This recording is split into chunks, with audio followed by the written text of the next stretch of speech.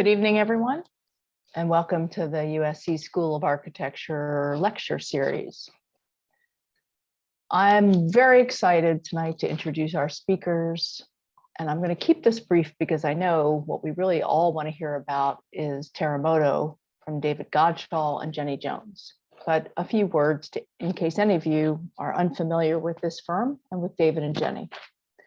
Terremoto is a landscape architecture practice that was founded by David Godshall and Alan Perwa in 2012. The work is based on conceptual and intellectual ideas, which in their words are sometimes inflammatory. I think you'll see that the work of the practice has formal qualities that maximize the potential of both standard and found landscape materials, and is something that most of us designers are either in fear of or reticent to do, which is to allow the plant materials to fully express themselves. And one of the most refreshing and unique qualities of Terremoto is the way that it honors the labor that is required to achieve the project design, construction, and maintenance by re-examining the economics of the practice, connecting directly to labor organizing and immigration issues, and by addressing the costs of fair wages in their construction. We're joined this evening by David Godshall, who is a UCSB and Cal grad. He began his practice in the more traditional firms of Peter Walker and Partners and Surface Design in the Bay Area. And Jenny Jones is a landscape architect whose first career was in science education. This helps explain her exploration of natural systems and exploratory learning in landscapes. Jenny came to LA to work with Olin and progressed from there to Rios Clemente House Studios before joining Terremoto.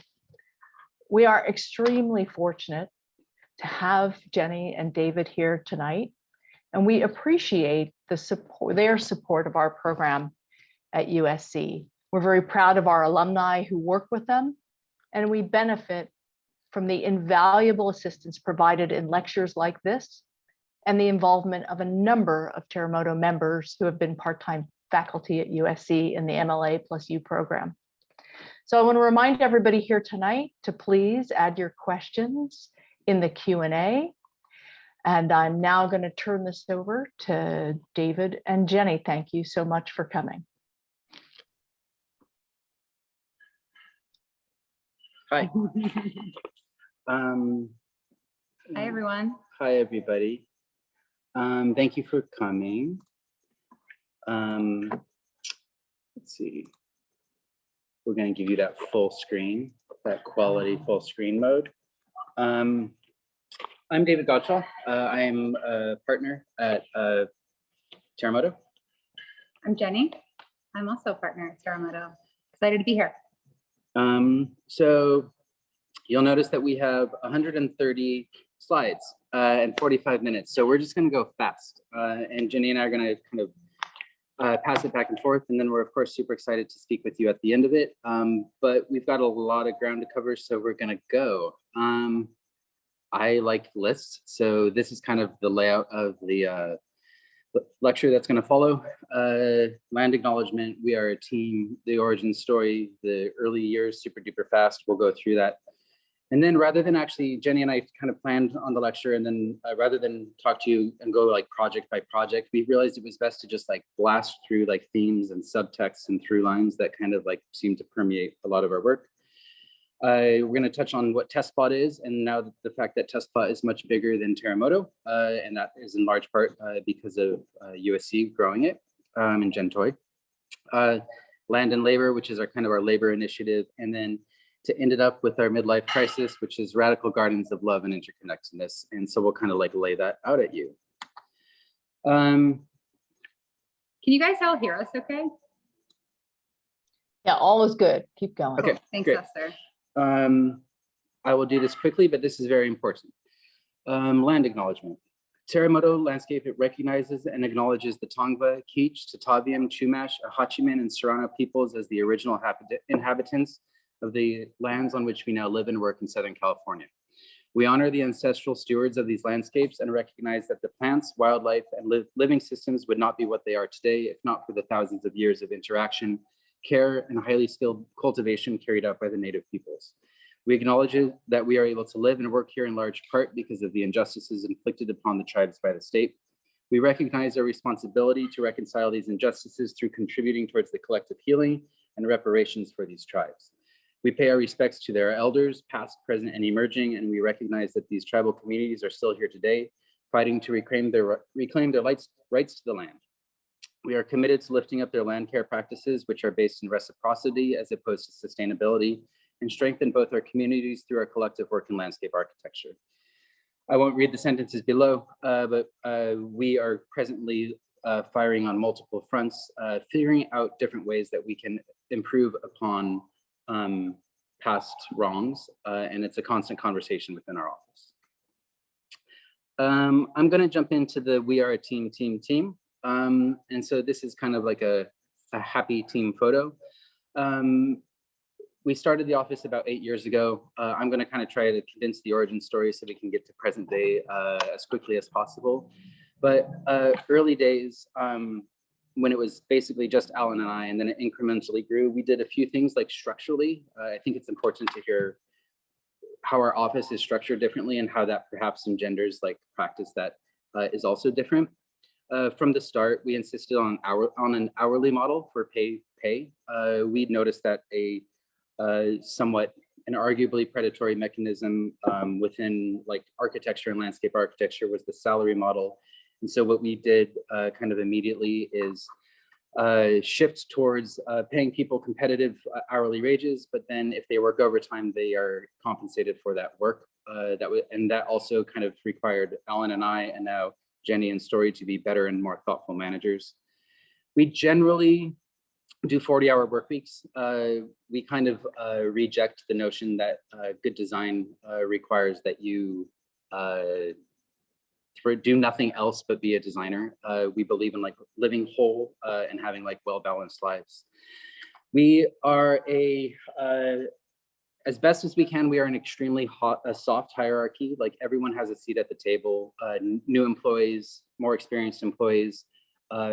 We really kind of don't have middle management, and we really kind of like shy away from formal titles. And so what that's done is kind of, it makes everyone, it's a small team. We're about 22 between the San Francisco office and the LA office. And so what it requires is that everyone has to do everything. Everyone's taking out the trash, everyone's doing construction documents, everyone's like kind of working on everything. And what that does is it has created an office that doesn't really have time for ego. And so it's great. And we all have each other's backs all the time. And so we just, what that's done is like, because I have everyone's backs and they have ours, it's created like this environment in which like we all feel both autonomous and interdependent in like a way that's like healthy, and I'd like to think creates better work.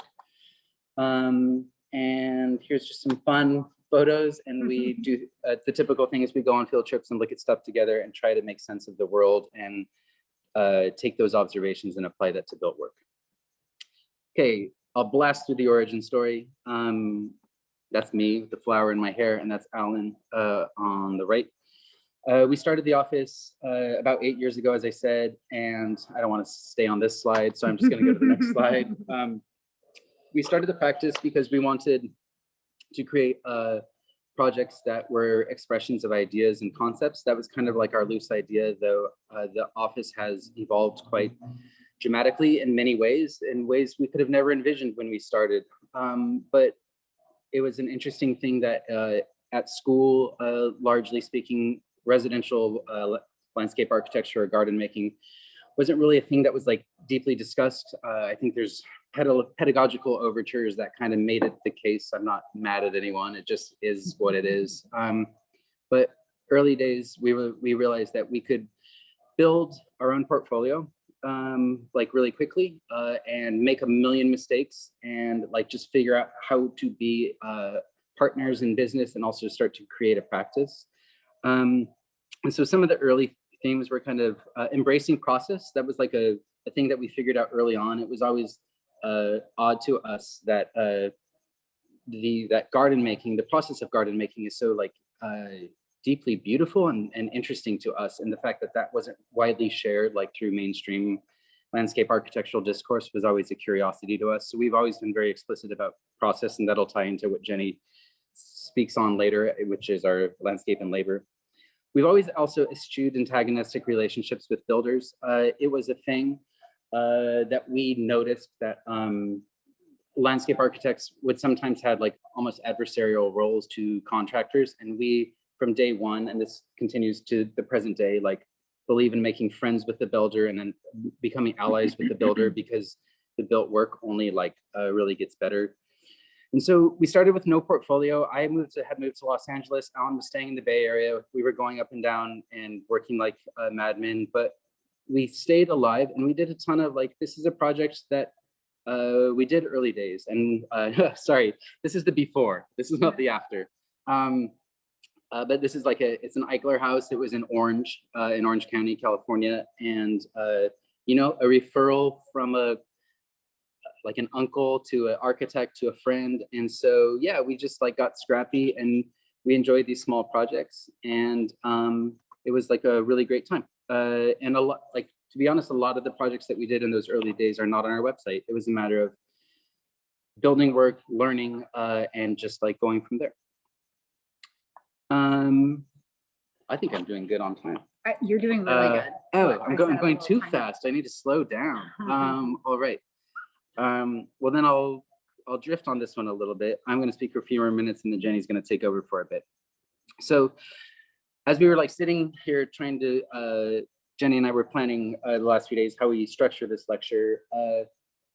We struggled with, well, in 45 minutes, we're not going to be able to actually like really get super deep into a lot of the projects. So rather than do that, we figured it would be better to kind of like to actually structure it around elements. I'm saying themes, through lines, and subtexts that kind of permeate through all of our work.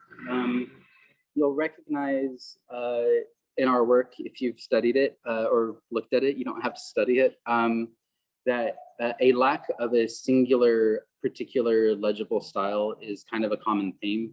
The reason for that, I think, is complex in that we are an office that is composed of many individuals. All the different people who work in the office have their own kind of notions of beauty, though we try to ground beauty in kind of ecological undertones as well. And also, additionally, I've used the term post-internet before to describe our work, in that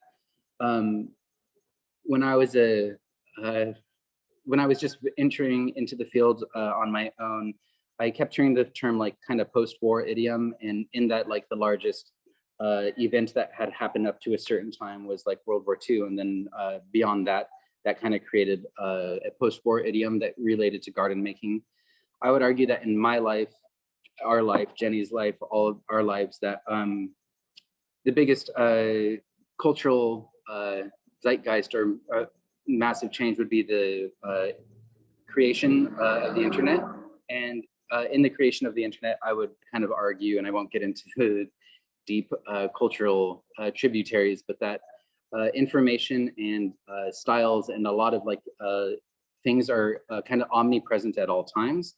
And so we kind of think that our generation gets to sample freely between a lot of these different like historical garden making traditions. But I digress. Simple details. There was a funny thing in that complicated, pick your poison, water features, staircases, complicated built elements, benches, furniture, site element, anything that kind of related to garden making and landscape architecture was kind of like conflated with being better, and or like expensive materials were conflated with being better oftentimes at some of the places that we had kind of worked previously. We decided early on that that was not going to be the case. I think what you're seeing here is a rather severe example of that. But we've always like kind of really reveled in the joy and the efficiency and the appropriateness of working with really simple materials, but then using those simple materials to build things that are like challenging and complex in their orientation and like physical manifestation. what you see here is like a play fort that we did, and we used 6x6 screen pressure treated lumber for the vertical post that you see there, poured with a little bit of concrete. Those are available at any lumber yard. And then like kind of the laterals and horizontal pieces that you see are redwood, which is, as it relates to California, a reasonably local building material. And so oftentimes, Alan once said this sentence to me that I thought was so lovely, and I say it to this day, but let the material define the detail, like not vice versa. It was this thing where sometimes I would be detailing things and I felt like we were like taking stone or taking wood and trying to like unravel like its innate like self in order to like force it into being this thing.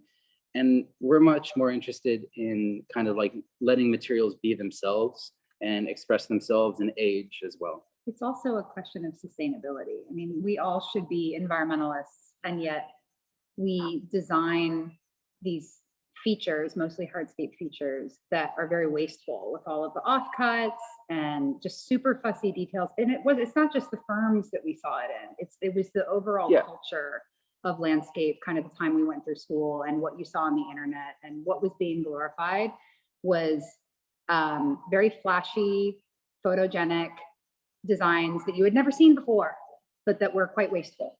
Yeah. And we would argue that this is just as photogenic, but also like really, you don't even need a construction detail for this. And we're going to get into like engaging with like process on site, because that's a huge kind of part of what we do.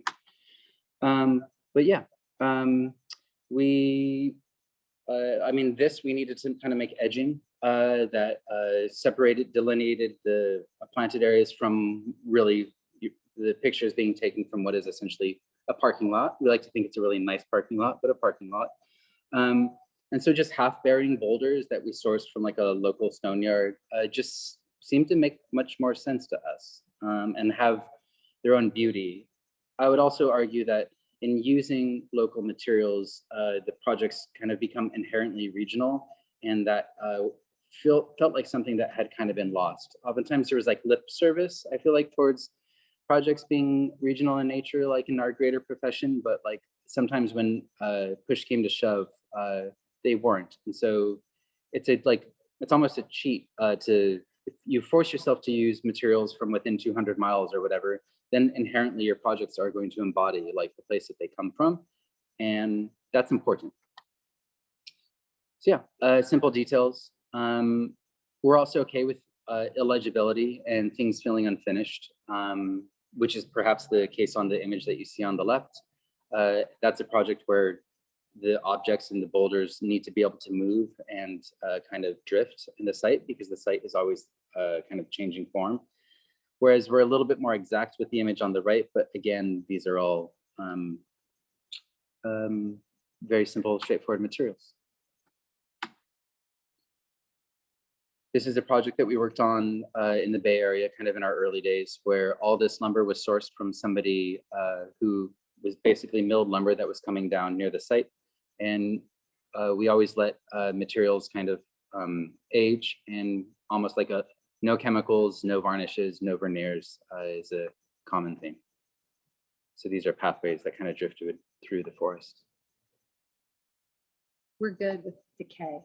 Yeah, we like decay. We're going to get into decay later too. But yeah, as you can see, like we believe that beauty can still kind of like be like very simple and straightforward. I'm going to kind of power through these images, but again, almost a lack of detail. Conceptual thinking. This is a hard thing to talk about, but I'll do my best. We believe that projects should be explorations of ideas and concepts. In the early days, we kind of like tried to force the concept, like almost in schematic design. As we started doing work more and more, like we've realized as a team that sometimes the concept hits you right at the start of a project, and then other times the concept hits you, you have to finish the project to kind of like look back and understand what you did. And so that's been kind of like an interesting learning adventure. The project that you see here, for example, Our intent is to treat the entirety of Arda Landing, both as a site and a process, as an active, contemplative, and meditative garden.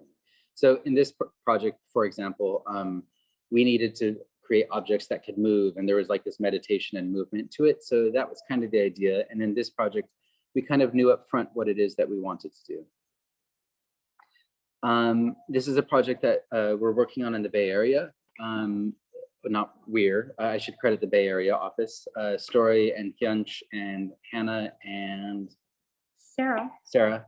Are working on it. And it's called Cafe Olone. And we're working with, it's a restaurant that basically uses traditional like Olone methods of plant sources and also cultivating food. And it's a restaurant that's kind of being developed. Its physical location is being developed at present. But anyways, we like to dream. And so just like whether we do that like through imagery and like poetry, whether we do that kind of like through sketching and drifting and conversation, this project is very much this beautiful drifting conversation between ourselves and the clients, though we're letting them drive the spirit of the thing in many ways. And the way like I would offer that the concepts that we're exploring vary drastically from project to project. And a lot of that has to do with the fact that every site is different, every client is different, and we're constantly changing as well. So this is a project that was with a conceptual proposal for a project that never actually ended up happening. Eric Schmall, who is on the call, did this drawing when he was a part of our team. But yeah, in this instance, kind of thinking about how we could make like almost an abstract meditative platform within the context of a wildly urban downtown metropolitan area. And then sometimes actually we use plans. Turns out we do plans too. Sometimes we get these interesting questions where people are like, do you do drawings? What's up? Because you don't really showcase that. And we do drawings. We make drawings all day long. I would say that they're very important to us. We are more deeply motivated by making things and spaces and gardens and less motivated to make documents, though we also acknowledge that documents are important from a proof of concept sort of a view. But for us, more often than not, graphics and drawings are a means to an end, but it's a complicated relationship. Also by Eric Schmall, but this drawing really gets at the heart of the idea of where this isn't something you could ever build from, but through drifting on like, what do we want to do here? It was like, it's a hillside with a creek that ran over it and then a bridge. And I would offer that like an illustration like this, like really gets, it's a much more like heartfelt gesture of like what a space can be than perhaps like a construction document or a thing like that.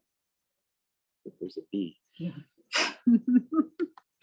And I'll rush through this one pretty quickly, which is tough, but we've worked on Sea Ranch somewhat recently. And so this was a project that we really had to ground ourselves in the history of the place and the legacy of the place. So we kind of, at our first design presentation, we really thought deeply about how laden and how complex a thing it is to build a new thing next to a historically significant old thing, and how to be respectful of the old thing while not being completely suffocated by the weight of like the pressure. So that balance is something that we kind of have to we struggle with as an office, and we're constantly working on. But yeah, so we thought about the history of the place and how we would let the history of the place inform like the new thing that we were proposing as well. And in this case, our friend Matt Olson uses the term bothness. The picture on the right is a project that we love by Vought called Dualism. And so how new and old can exist together is a recurring theme in our work.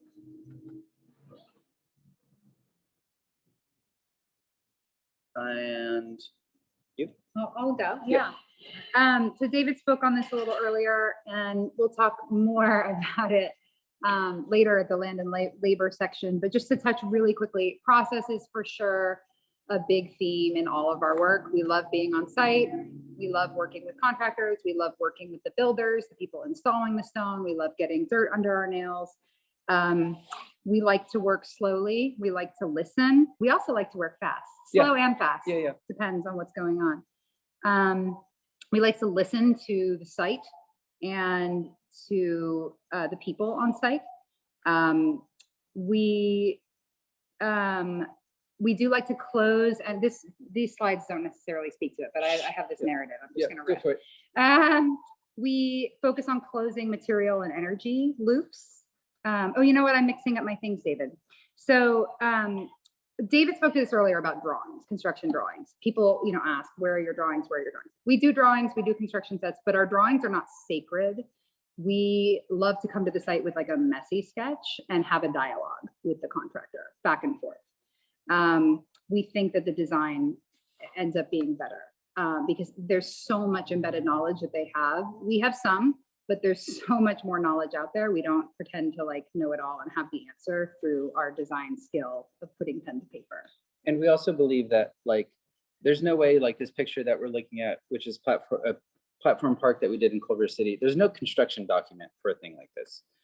So I understand we're talking to a lot of people who are in school. Construction documents are important, drawings are important, but all that we're saying is that one way we practice kind of like uniquely is that once we have a clear sign off on what we want to do from a client, then a lot of the joy that we get out of the project is going to the site and muscling this thing, like this wishbone piece of wood that we sourced from like a local wood place.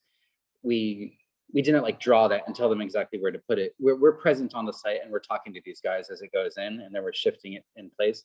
There's like a really like a freedom and a joy to that as well. We were just talking about this before the presentation about planting and the process of planting, and how, yes, we do planting plans in order to place our planting order, but then we will often riff on that and just order extra plants and freestyle it on the site. So we will have a planting plan, but then we often deviate from that, which makes it hard when you try to go back and reference the plan later, but that's okay. It's okay. Yeah. Oh, this is still about trusting in process. Yeah. Oh yeah, this is a site in Texas where we were laying things out using the John Deere, which was cool. No drawings. And this is Alan at Sea Ranch, kind of talking to the builder.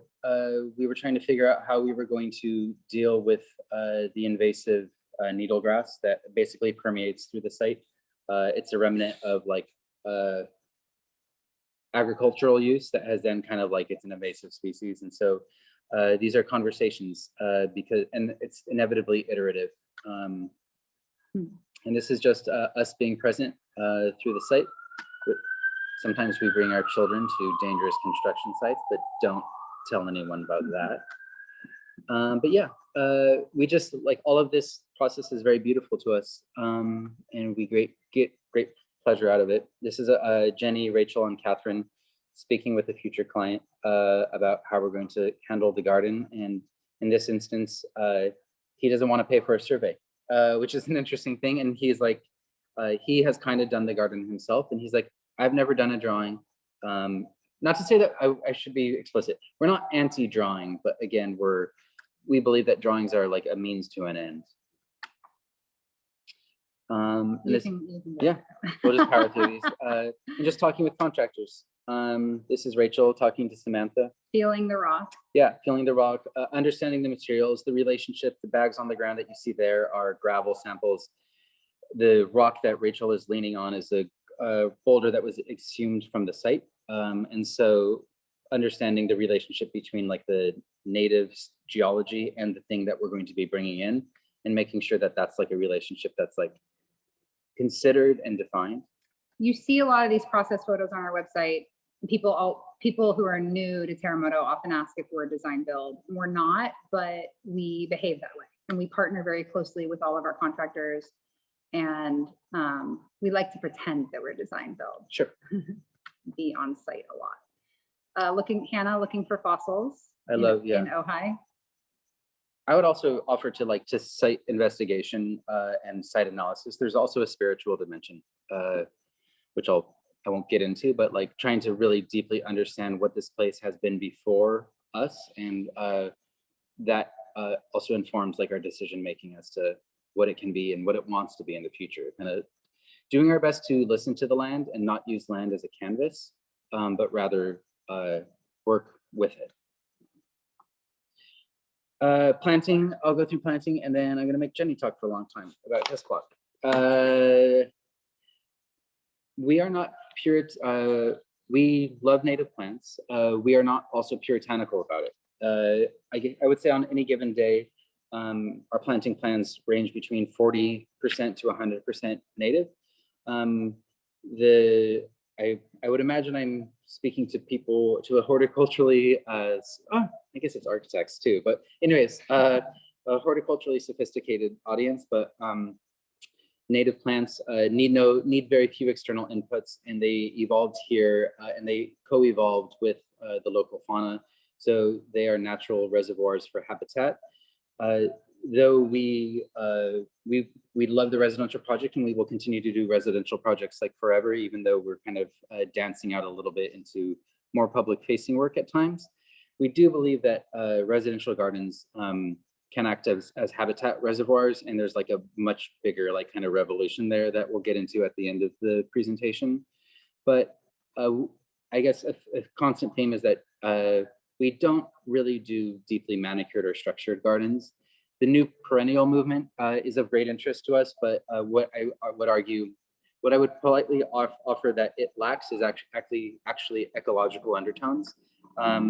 We think it's like a great first step in acquainting like the mainstream world with planting that is wild and seasonal, but oftentimes a lot of new perennial gardens don't actually interface and interact with local wildlife meaningfully. And so we kind of want to take that, some of those aesthetic offerings that the new perennial movement offers, and then kind of pair them with things that are more native. This is a project that Jenny designed that kind of shows, I mean, other than this Acacia cognata, Covineae, and this Agave attenuata here, most of everything you see here is native to Southern California. And then again, this kind of goes back to our through line of gardens being expressions of region. And again, we're slightly less puritanical than some people about like strictly native species only at all times. The reasons for that are fascinating and complex to us, but we believe that gardens should always be fully regionally appropriate, but also in a sense, we are all immigrants. And so leaving latitude for expressions of culture, we actually think is important. To like uniformly state you can only build your gardens in a certain way seems unbecoming to us. But yeah, probably in what you see here, we have a love-hate relationship with olive trees in Southern California. There's this kind of strange hangover that the mainstream can't shake, which is people love to pretend that Southern California is like the Italian countryside. It's not. A lot of the plants that grow there are technically like of low water use here, and so they can be useful. But we're hoping to. This was a battle we lost. We wanted to plant oak trees here, and so we choose our battles. But instead, what we got is like Laemus condensatus and Salvia clevelandii and Salvia appiana, and some Woodwardia fimbriata. So a lot of plants that are native and do connect. So yeah, kind of like how new gardens and gardens of past decades can kind of coexist is of great interest to us. And we think there's like a beauty when wilderness and native flora kind of engage with culture. This is actually just a presentation about Laemus condensatus. Yeah, This there's a whole lot of Laemus presentation yeah. is just Mostly Laemus condensatus and Salvia clevelandii, but yeah. And I'll blow through these. We're entering 30 minutes, so you should go test spot. No, these are like the most beautiful pictures. Sure. Sorry, we'll dwell on this for 2 seconds. Enjoy.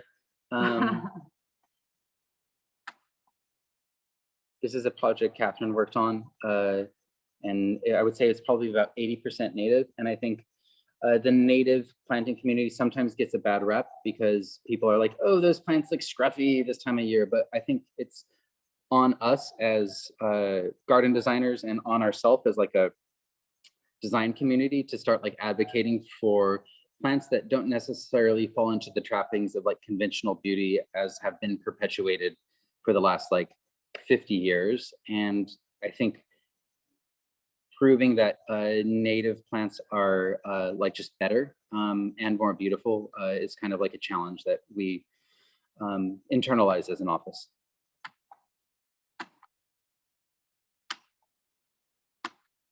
Just plot. Test plot. I have like a whole diatribe, so I apologize in advance. I'm just going to read this. Test plot. A lot of you know about it, so I hope it's not too repetitive with what you guys already know. Test plot is an ongoing experiment in community land care. Test plot operates with a repair and a care mindset, both agile and slow. Before we spend money and time on high gloss park designs, we ought to take care of the public and open space we already have. Vacant lots, blacktop schoolyards, roadside planting, strips. Before we go to Mars, maybe we ought to figure out this Earth thing. Elysian Park is the oldest park in Los Angeles, and her wear and tear are showing. Down in the valleys of Elysian Park, where the irrigation works, quinceañeras, bouncy castles, and lowrider shows abound. This valley demonstrates the importance of water to public space in Los Angeles. The shade and the lawn are public services. But up on the dusty ridges, it's a different story. Fashionable plantings of decades past have proven problematic, as dying eucalyptus trees are now a massive fire hazard. Decades of broken irrigation, extreme drought, and little maintenance have left the landscape denuded. Ripgut brome and black mustard have pushed out natives on the ground plane. Their gold and green beauty in spring belies their flammability, their aggressive campaign against biodiversity, their inability to play nice. So we attend the public meetings, we get to know all the park players, and we learn that they simply don't have the budget or manpower for ecological work in the park. Their focus is crime, cleanliness, canopy cover. We ask ourselves, and anyone who will listen, can we show up and just start a little native garden? Can we use the power of the people to bring back biodiversity? We piggyback off of Marion Harlow Grove, a community garden around a lone hose bid in the northwest corner of the park. Community care is not a new idea, not one we claim, just one we want to push out further into the world. The hard part was piercing the bureaucracy of the city in order to get approval. The easy part was the design and the implementation. We simply work with what's there, as David was talking about earlier. We're not trying to impose. We seek subtle adjustments and improvements. We channel capability brown, and we don't discount the importance of beauty. We water, weed, to flush out the existing seed bank of invasives. The throw of the sprinkler determines the shape of the plot. We plant 4 plots with volunteers who need relief from pandemic lockdown. We opt for no gopher baskets at the first time around, which was a fatal mistake that we will not make again. Though in general, we do accept making mistakes and we do accept failures. We simply keep weeding, pruning, harvesting, mulching, watering, planting, observing, failing, succeeding, and learning. We lie somewhere in between native gardening and ecological restoration. We read Braiding Sweetgrass and Tending the Wild, and we feel right about the spiritual side of it all. We call it Plant Church. Yeah, Eric's everywhere. We are low tech, but high knowledge. We deep dive into the world of mycorrhizal fungi, but we also insist on simple tools: a hose, a sprinkler, a fence, a person. We are the smart controllers of our own lives, and we don't need a computer to tell us how to care. We partner with USC's Department of Landscape Architecture via a studio with Jen Toy, who I just need to acknowledge has helped to prove this concept is scalable. Without Jen, we would not have the 3 additional test plots that we have now. Rio de Los Angeles State Park, designed and installed by her students last year. Baldwin Hills Scenic Overlook, just installed last week by the fearless 3rd years in this year's studio. And we're gearing up for a 4th test plot at Debs Park in partnership with the Audubon Society. We are indebted to USC, to Jen, and to Allison Hirsch for supporting this idea from the beginning and making it grow. We are also indebted to our partners, the community members, the USC students, and the passerbys who have become super stewards. Test plot is all about labor. The idea that maintenance is not a dirty word, not an idea to be designed out of landscapes. It is through the labor that we connect with our land. It is through the labor of care that we tend to ourselves. Oh man, that timing. I got it just right. Nicely done, nicely done. So this dovetails with our land and labor initiative, which I'm going to talk about now. Where are we at with time? We're good. 33, are we Yeah. good? Okay. Terremoto has always been a champion of the people who install and maintain our landscapes. We have long sought to document the beauty and poetry of land work and land care, as you've seen in a lot of the photos on our website and a lot of the photos that we showed earlier in this presentation. We've long sought to elevate the status of the people who work the land. We find the erasure of labor from the finished photos of gardens problematic and just plain rude. We've also been concerned about the devaluation of land care. In our sphere of work, we see what decades of devaluing the land and the people who care for it has led to: a culture of mow, blow, and go. In order to make a living, gardeners must visit several gardens a day, leaving no time for slow, loving work. It leaves the land depleted, the gardeners exhausted, and their earnings quite low. In the past year, we've coalesced these ideas and frustrations into a formal working group within Terremoto called the Land and Labor Group. We started with publishing our call to action, the article in Metropolis called Landscape Architecture Has a Labor Acknowledgement Problem. That piece was not a culmination or a manifesto. It was a call to action, a beginning, a way for us to hold ourselves accountable moving forward by making it all public. And as we move forward, we keep pushing this idea out into the world, essentially harassing the media to talk about it more with us. Cajoling. Cajoling, Yeah. yeah. Not her. Influencing. Yep. This is a new article that just came out, kind of giving the world an update on our land and labor initiative, where we're at now. Read it, if you will. Our land and labor groups consist of about 6 of us who meet every 2 months or so to discuss land and labor issues, small and large, things we can maybe control, things we can't. We seek to educate our clients about devaluing land care and the importance of fair wages for the workers and for the land. We interview our contractors and gardeners about their wages and benefits and see where we can help. We get nosy and adjust contracts where we can. We speak up when we see the potential for low-grade wage theft and subtle power dynamics that let wealthy landowners squeeze every penny and sweat bead out of their hired workers. We're not afraid to lose clients. We are here for the land and its caretakers. We seek to educate ourselves about histories and policies that affect land and labor, including colonialism, slavery, genocide, immigration, technology, capitalism, and power. And we acknowledge the need for language justice, and we are actually starting internal Spanish language classes for all of our employees so that we can communicate well with the builders and the gardeners that we partner with. We're not experts or academics, but practitioners operating with a beginner's mind. We do not claim to have all the answers to these complex problems of economy and class, but we are willing to poke holes in the harmful power structures where we can. And along the way, we get to make gardens, which is also nice. Thanks for listening to my diatribe. And then thank you, that's awesome. For the closing remarks, it's going to be hard for me to condense this into 8 minutes, so I'm going to do my best, so bear with me. Kind of a trajectory that kind of has emerged internally, collectively in our office, that ties a lot of these different things that we've just kind of spoken to together, which is like an interest in ecologically robust gardens, an interest in doing right by labor, by materials, by closing loops, is a trajectory that at present we're calling Radical Gardens of Love and Interconnectedness, which is a bombastic, fun, awesome name to talk about how we as an office are focusing on kind of creating a set of principles or almost a manifesto that updates every day. We're kind of skeptics in dogma. And so we've done this we've backed ourselves into this, and we're being very careful, but really it's a working trajectory that we're constantly changing and working on. It exists internally as an office right now as a Google Doc, and you can see I've taken some screenshots of like what we're doing, but it's this constant dialogue in this thing. And basically it was born from the fact that deep in COVID, we were all Zooming and it felt like the world was falling apart.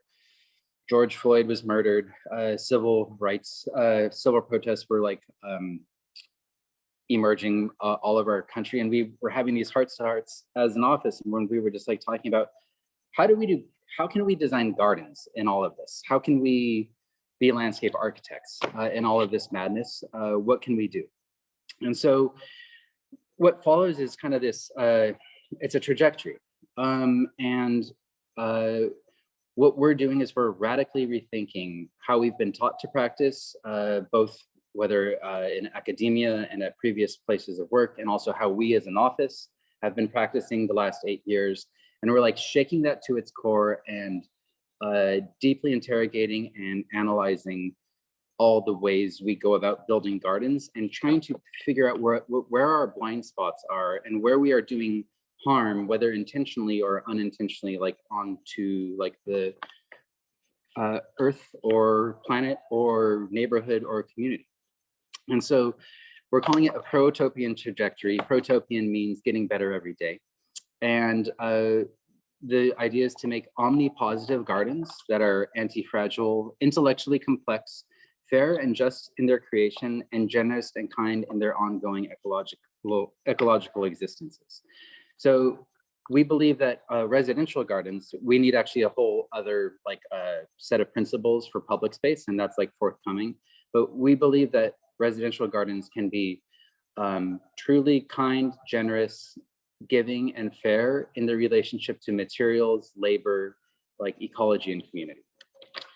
So the way this is going is kind of like, this is an internal dialogue. It's like a dialectical synthesis that we're going about doing together, where we're talking. Somebody like since we first started working on this Google Doc 4 months ago, the Google Doc has radically changed. Actually, It's changed a lot in the last 2 weeks. 2 days, yeah, like 2 weeks. We realized like how we initially like were dealing with the land acknowledgement was completely wrong, and so it was this thing, and it was this like revelatory thing where we start by like trying to do the right thing, and then we realize by trying to do the right thing, we're actually doing something wrong, and so it's this constant state of evolution and learning and unlearning that like we're going through as an office. I'm going to blast through the principles. We will eventually be in the near future, we'll be sharing like where we are at with the world. But old and new are married. The previous incarnation of a site must read in some capacity in the new garden. We should be concurrently respectful and skeptical of history. I won't read these texts, but cut and fill are balanced.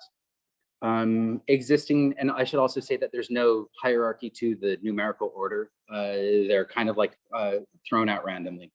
Existing non-invasive plants of significance that need no supplemental water should probably stay. The laborers who make gardens are paid living wages, have health insurance, and are credited transparently and honestly. No irrigation system. This is a fascinating one to us. Because the presence of an ongoing irrigation system, this will be controversial, and I also say this as a person, I should be candid about this. This is a trajectory. We have a lot of projects in our office that do not comply by like these principles. And so I want to be explicit about that. What we're doing is in creating this trajectory and creating these principles, what we're now doing is with new projects coming into our office, we're making sure that in some meaningful or large part that new projects coming into our office abide by these principles. We're building 40 gardens right now with irrigation systems. Anyways, what I'm trying to say is that like we're trying to figure out who we want to be as we move forward. It's not about shaming the past or canceling the past. It's about defining as individuals, as a team, and I would like to think as like a community, like a better path forward. So the presence of an ongoing irrigation system perhaps speaks to a poorly designed garden. And even more interesting is that I would argue that less problematic than the plastic even that like permeates the garden when you use an irrigation system would be the fact that the irrigation system decouples the need for the gardener from the land. And more than ever, what we need is to reconnect ourselves to the land. I'm going to skip number 6. Number 7 is a big one. The property owner is meaningfully involved in ongoing care and stewardship of the garden. We believe that we're not saying that we need to erase the profession of gardeners. That's not the case at all. But we tend to the land poorly when we wholly have others do it on our behalf. When additional help is needed with the ongoing garden maintenance and stewardship, gardeners are paid living wages, have health insurance, and are credited. Then we get into like no pesticides, no herbicides, not regularly using machines. We're trying to be realistic. We acknowledge that there will be like, when tree work needs to happen, that like there will need to be like machines and things like that in the garden, but that at a regular basis, no machines that require engines, gasolines, or battery are used in the maintenance of the garden. Again, the subtext here is reconnecting people back to their garden. 70% of new planting is edible or native. The absolute minimum amount of concrete that renders a project successful, and I would like to think accessible, is what is permitted. This is an interesting one because it kind of quietly and sneakily eliminates swimming pools from single family homes. I say this as a guy who's building 15 pools right now. Again, it's a trajectory. We're kind of like starting to turn down projects that are requesting pools from us. It's an ideal that we try to hold up. Yeah. And see if we can convince clients to also aspire to. And we're not going to be perfect, but we need something to aim for. Yeah. And also what's important to notice, or something that we've struggled with, is it's actually not a binary, it's a spectrum. So now what's happening is we're actually creating our own metrics within our office because we need to almost evaluate which projects we take on why, because projects that more meaningfully apply towards the positive end of the spectrum are of more interest to us. 13 is a land acknowledgement that benefits the tribes whose ancestral land and or project occupied should be made. I won't read the subtext. The primary motivation for a garden cannot be capital gain. This is kind of a big one. No filter or weed fabric. Now we're getting into minutia, but minutia is important. Myopic materials prevent insects from having the ability to move through soil horizons. This is an injustice and ecologically corrupt. And in our document, we're trying to prove the things that are important to us. All project materials should be hyper local.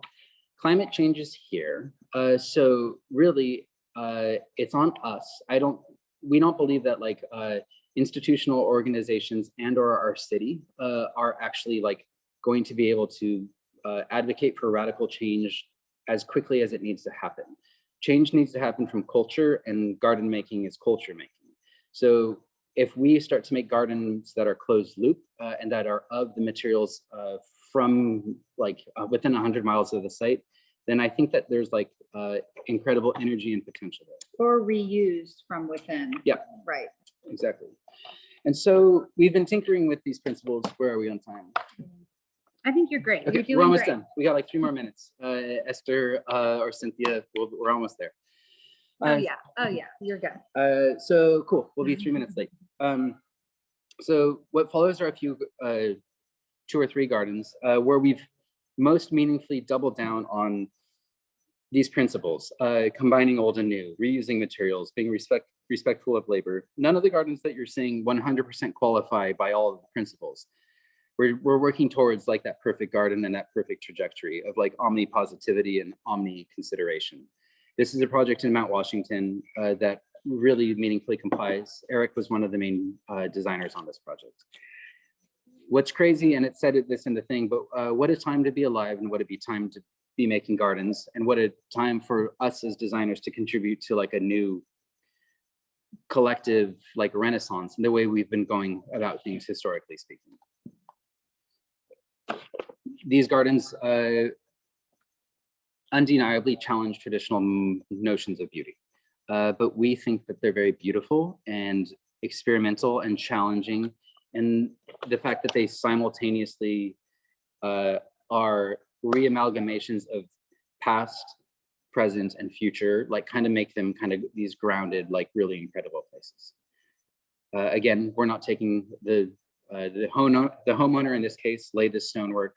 A lot of what you're seeing here is this was a ruinous project to begin with.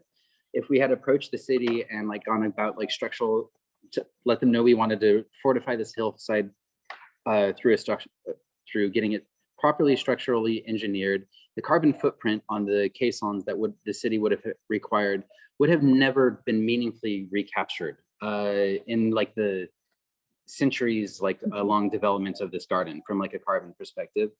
So therefore we go road.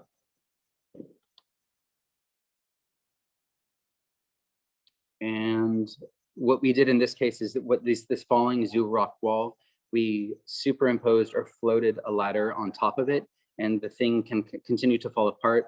But you'll notice here you see these stacked rock, these stacked unit block walls, which from the way I was tutelaged, the way I was taught, would be anathema to ever use these in a sophisticated landscape architectural project. But we're looking at these simple materials and these ready-made things and figuring out how to use them in artful, different ways. And so, yeah, we're just trying to figure out how to build better gardens. And so that's kind of where we're at with our new trajectory. And we're excited. What a time to be alive and making gardens that contribute to this new future. So we will shut up. We're 5 minutes late. Pretty good. Yeah, tell Esther, or what's next? You tell us. Great. Well, Just... thank you both, David and Jenny, for this fantastic lecture. And we have a growing list of questions in the Q&A. I think they're all very good questions.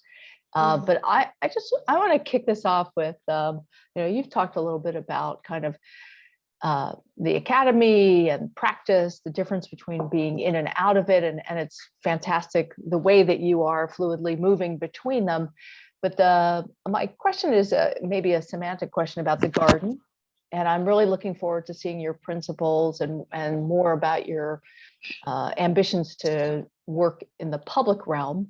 But could you talk for just a moment about kind of how you define garden? And is there a moment when a garden becomes a landscape and vice versa? Or do you see the garden as a more kind of global condition? And then after that, we'll get right to the questions in the Q&A. We stopped sharing the screen. Is that good? Stop sharing. Okay. Gilles Clement. Yeah. Gilles Clement, it's a very good question. And a weak point in our argument, we acknowledge, is that the predominant space in which we work is privately owned property. And so getting into, and we at a firm retreat, we kind of struggled with this, and we're actually like trying to figure out how to do public work, though public work is sometimes often laden with its own difficulties. But how do we define garden?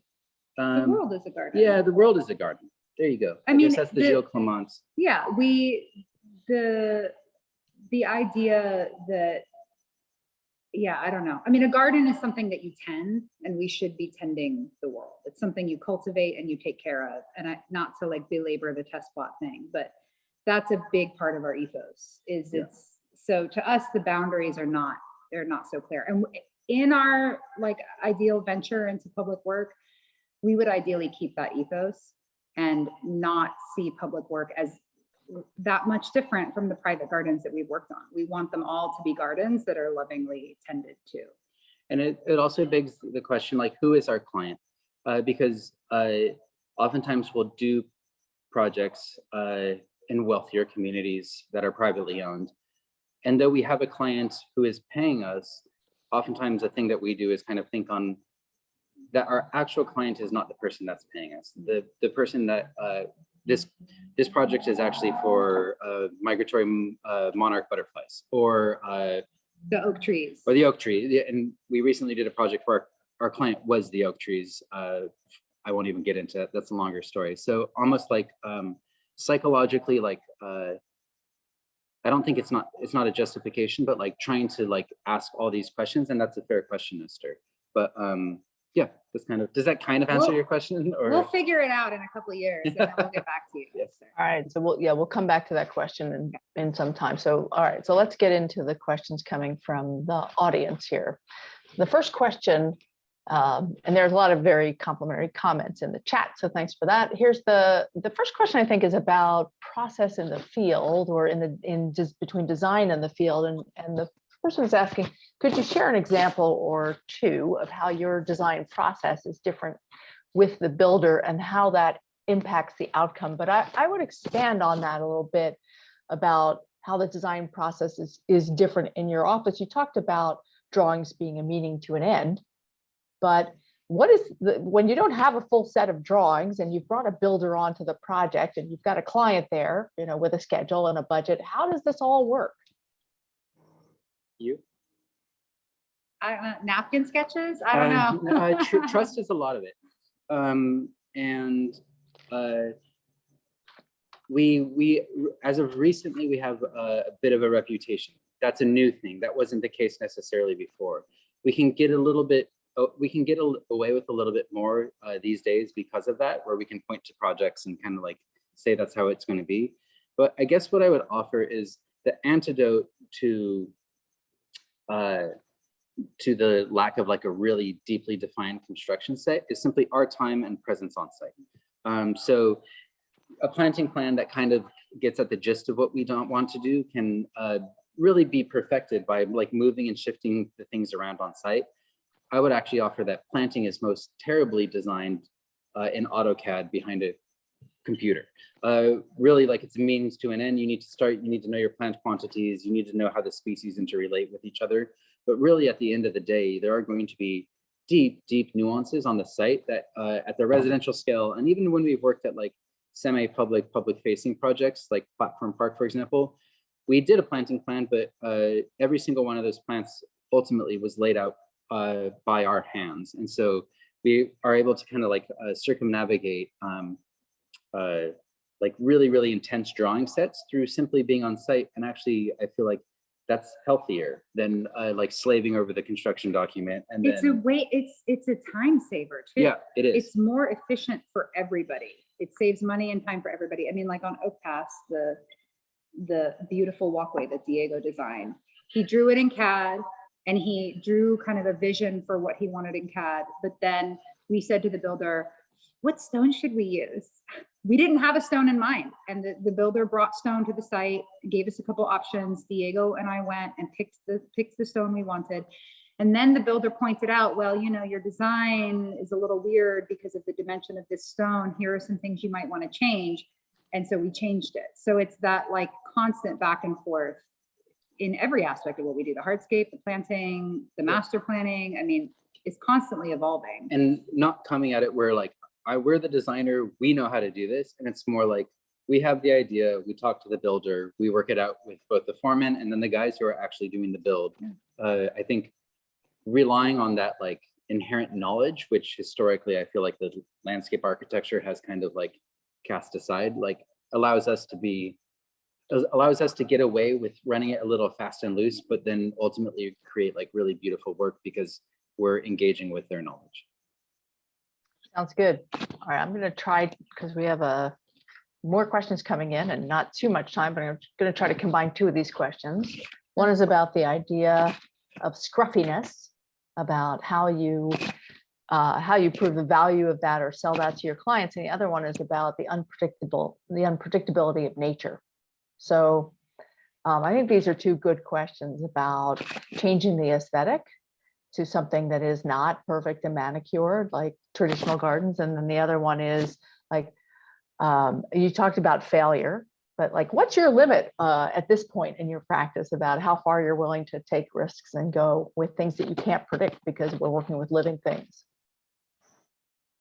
We're totally okay with failure. We're totally okay with failure.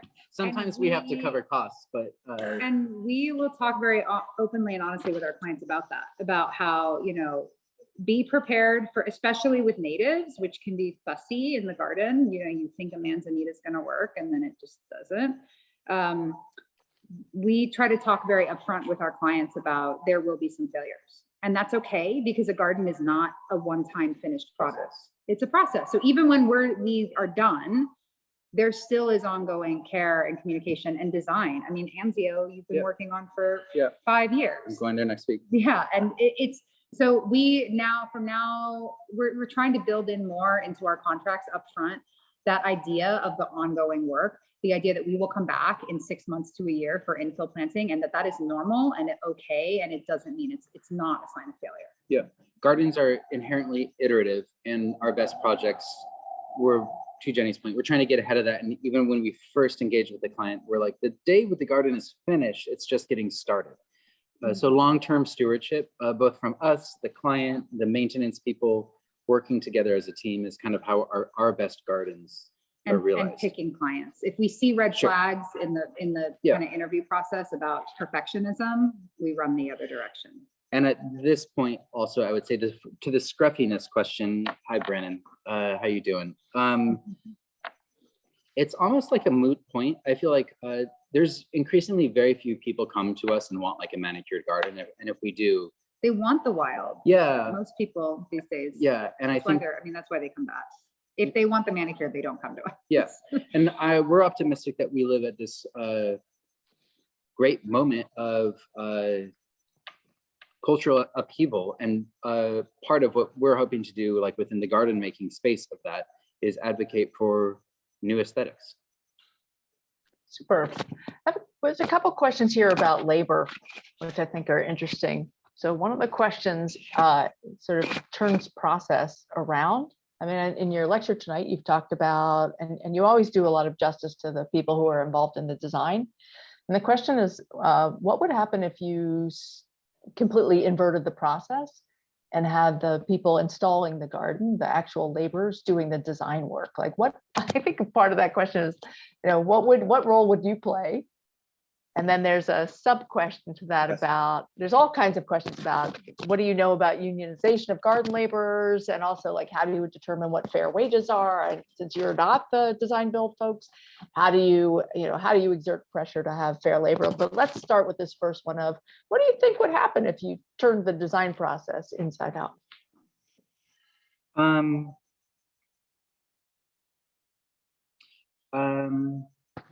That's a tough one.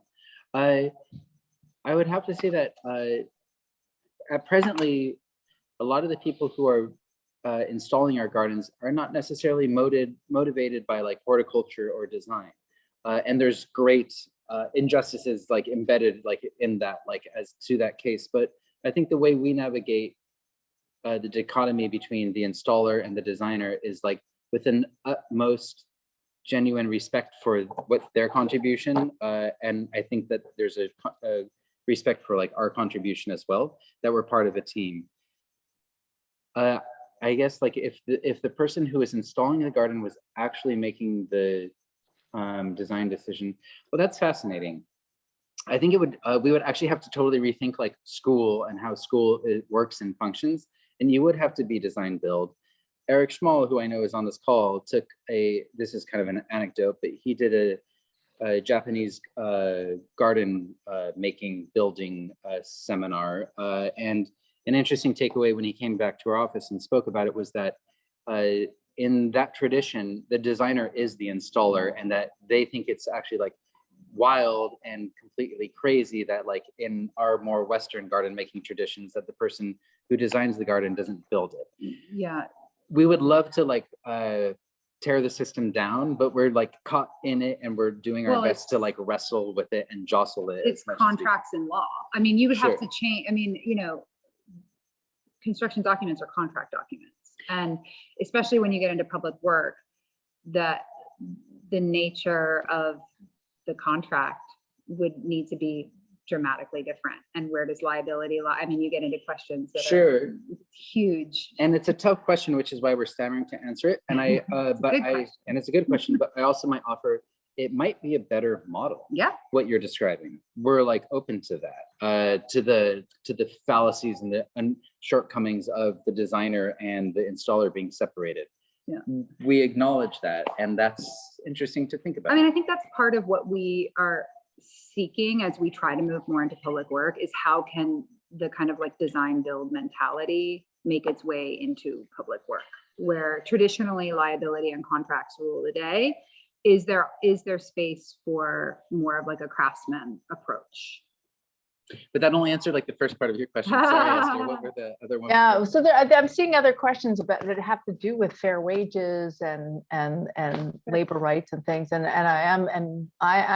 makes me curious about, and again, you might talk about being selective about your clients, but how Is that- exactly, like when it's, when you're in this traditional design bid build, or I don't even want to call it bidding, but design separated from builder, what are the logistics of that? How are you effective in applying your value system on these projects? We're making sure that the builders that we work with are paying their guys a certain wage. And so what we've done is we've had conversations with 5 builders now in our LA office, and I want to say 2 or 3 in the San Francisco office, where we're bringing in the people with whom we have longstanding relationships and asking kind of like tough questions. Like, as a person who believes in minding your own business, we're kind of overstepping that and not actually minding our own business, because we're bringing in these builders and we're saying, what do you pay your low guy? What do you pay your foreman? And like asking those questions, and do you give them health insurance? And it's been revelatory, because like a thing that was shocking to us is a lot of the builders are like, my guys don't want health insurance. They want the money. And so it's like, and we were like, oh my gosh, that's so crazy. And just like, how naive are we? And so we're digesting all this, we're unpacking all this, and it's like this ongoing thing. We spoke with, who was the labor, Rebecca's, the labor, the union would be the most perfect model to solve all of this, is that Terremoto would say, we only work with builders who are abide by, or who are members of this union, and by being a member of this union, that would mean that you pay these sorts of wages and that sort of a thing.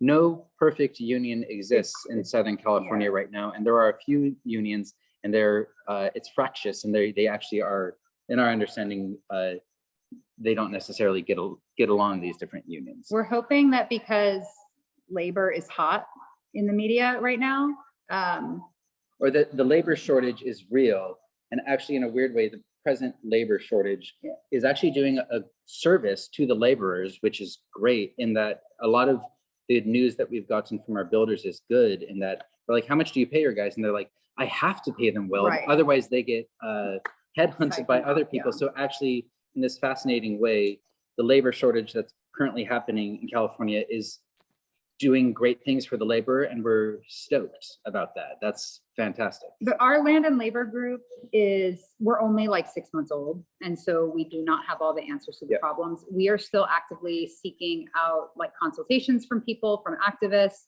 from authors. We spoke to the author of Paradise Transplanted about, what's the latest, what should we be doing? And her statement to us was, there is kind of what David said, there isn't really a super active labor movement for that in Southern California. But we feel like it might be ripe for it. And not that we're the people to lead it, but we would like to talk to as many people as we can about that. So we're very much in process. Like, I'm seeing the questions about like, effort. Do we know about any efforts to unionize? Where I'm like, we don't. We are like in the middle of this effort of trying to figure out. And if any of you people out there want to support what we're doing and get in on the conversation and give us any knowledge you have, we welcome that. We'll get back to you in a year when we have it all figured out. We won't, but we're 6 months into like a trajectory that will probably accompany our design practice. Real quick though, I know we're getting long on time, but real quick, there are a lot of really like micro things that we do and we find ourselves doing on site now to stand up for the laborers.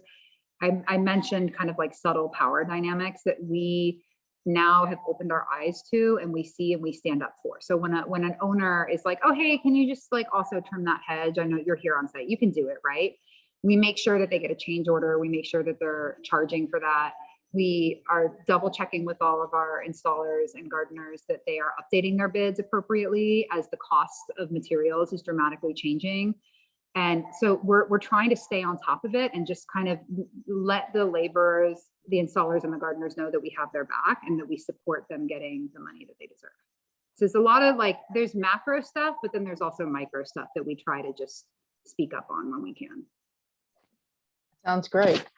So I want to switch gears a little bit because I think we, as the School of Architecture, we have some architecture students with us here, and I know there's also some faculty here, and there's a question here about, I'll read the question, which says, at what point does architecture allow landscape to influence the design?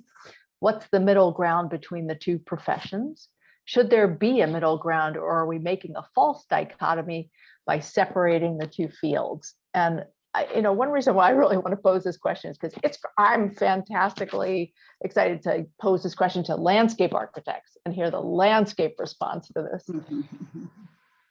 I'll start. Yeah, you better, because. I think they should be different fields. I have no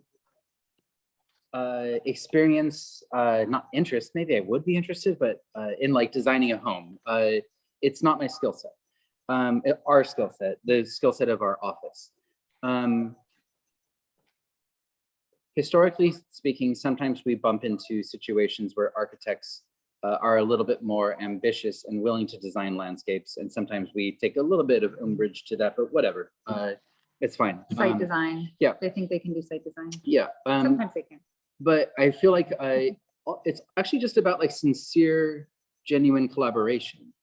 It's our least favorite thing, and it's like, and I'm using this as an anecdote, but a lot of like small subdivisions come to our office and they say, we would love for you to work on this project, and they come to us fully formed, and the landscape has been basically, and I don't necessarily wholly blame the architects because the real estate market is also complicit in this, but that the building footprints are maxed out, and the little landscape that's left are LAD planters and rain gardens. And we just turn down those jobs, which because there's no actually meaningful opportunity to build a good garden, which is tragic because people who are moving into this infill housing deserve good gardens, but the role of landscape has been kind of maligned, and so there's no opportunity. So I use that as like a mean anecdote, but now I'll try and get positive with it, is that the best thing to do would be, we would simply ask that architecture and landscape architecture are different professions, and I think we both do better when we stay in our lanes. That being said, when architects engage us early, it's a totally different thing. Like our favorite thing is when architects come to us and they're like, we don't even want to really pick the site of the buildings without talking to you first. And so I think engaging with us early and then making it like a genuine collaborative dialogue will only embolden like a stronger project. Yeah, I don't think it is a false dichotomy. I think what we do is inherently different, and we should be respectful of, we will forever work together. So we should, as like professions, just like be kinder and more considerate of each other. More collaborative. Yeah. So, yeah. Super. Okay, I'm being told we have time for one more question, and so I've got a question here that is, there's two that are sort of related. So I'm going to pick the first one that came in, and we'll see how you respond to this. Okay, it says protopian. Protopian. Yeah, Sorry, it's like a protopian, excuse me. half made up word. I understand. Yeah, I got it now. Your protopian trajectory is super fascinating and commendable. You mentioned its inception started in part as an internal office reaction to the murder of George Floyd. Protests. Thank you. COVID, et cetera, which is fairly recent in terms of Terremoto's history. So the question is, do you think young designers starting out on their own could abide by the same metric you are proposing, turning down clients, and still make a living as designers? Or how maybe can we as a whole shift the profession in the eyes of the public to align with your metric, allowing young designers to operate without worrying about how to pay the rent? So is this a global movement? We'd like it to be, but I guess what I would say is, I believe that like improved collective coordination between like landscape architecture as a profession and architecture as a profession, I think like with climate change and the challenges that we face like civilizationally, because we face new novel problems, we need new novel solutions, to which I would almost say like notions of like proprietary design need to be thrown at the door, because if you find something that works and that is like whole and or omnipositive, that should be shared with the world. And so to the best of our ability at Terremoto, we try to be like very generous with our knowledge and the things that we do. But to your point about the young designer who needs to pay rent and make rent, I empathize with that with all of my heart. And I guess we kind of blew through the principles, but like a sentence that like appears over and over and over again is do your best. So, and again, to our comment that like, it's not a binary. It's not like that. This garden abides by the principles and this one does not. So we're not going to do this one. It's almost like, look, if you're a young designer and you're developing your practice and you're figuring it out, do your best. Do your best to make it principled. Do your best to make it omnipositive. When you need to acquiesce to your client's need for a budget or for whatever reason, be like explicit and open and like maybe self-analytical about it, but don't waste your time feeling terrible about it. I would also say that it's easier to make I know we're speaking to architects.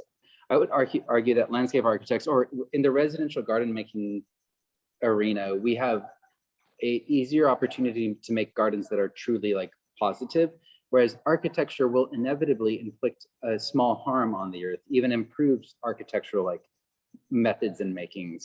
I think it's a function of like doing your best. But I also think homes are important. We need homes. And so like minimizing the harms that like building a house makes, or a building or an apartment building or whatever it is, would be like the goal. So kind of like doing your best. You can also be a little subversive.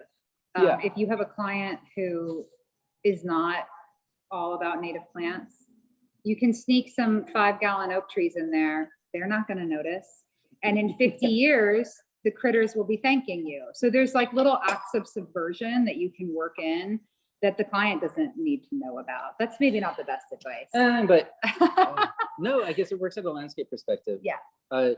Architecture is in a tougher point, tougher spot because of liability, Yeah. and because of building safety and things like that. We acknowledge that we can be a little bit reckless and run it and be a little bit more cowboy in the garden. Nice comment, Jen. But yeah, so I guess that kind of answers the question, I would hope. I think that's a great answer. And with that, I'd like to thank you for being here with us tonight. Hopefully students are inspired for a little subversive behavior, and also really to learn this craft and everything it takes to do it. And I hope, I will apologize that we didn't get to everybody's question, but when you come back in a couple of years to talk about your public projects, then we'll just hold those questions for like 2 years, okay? Otherwise, I want to say thanks to everybody for coming. Please come to more of our USC lecture series on Wednesday evenings, and have a good evening. Thank you, guys. Thank you for listening. Hopefully we came out okay. Are we All meeting good. you in the reception room, Yeah, we are. Esther? Yeah.